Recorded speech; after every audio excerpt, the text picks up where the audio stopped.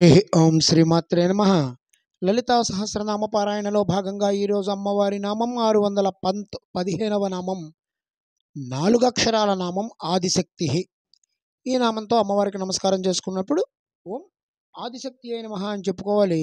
ప్రథమంగా ఉన్నటువంటి శక్తి స్వరూపిణి అని చెప్పి మనం దీనికి స్థూలంగా అర్థం చెప్పుకోవాలి. ఆదిశక్తి, ఆది పరాశక్తి అంటే నిత్యంగా అపరిమితమైనటువంటి శక్తి. ఇది ఈ సృష్టిని మించిన శక్తి.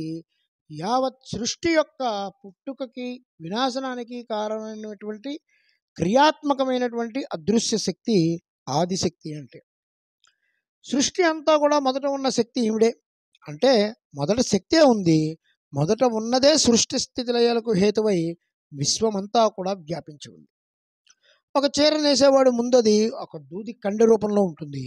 అది వస్త్రంగా పరిచినప్పుడు ఈ దూది కండె ఎక్కడుందిరా అంటే వస్త్రంలో ఏమూలుందిరా అంటే అంతా కూడా పరుచుకొని పడుగుపేకలాగా వ్యాపించి ఉంది. దీన్ని ఓతప్రోతం అంటారు. అంటే ఆదిగా ఉన్న కండెయే వస్త్రంగా వ్యాపించింది. అదేవిధంగా సృష్టికి మూలమైనటువంటి పరాశక్తి సృష్టి అంతా పరుచుకొని వ్యాపించింది. ఇలా భావన చేస్తే అప్పుడు సర్వం శక్తిమయం అవుతుంది. అహమస్య ప్రథమత కృతస్య అని చెప్పి మొత్తం జగత్తంతటికి ప్రథమంగా ఉన్నటువంటి ఉన్నది అమ్మ శక్తి.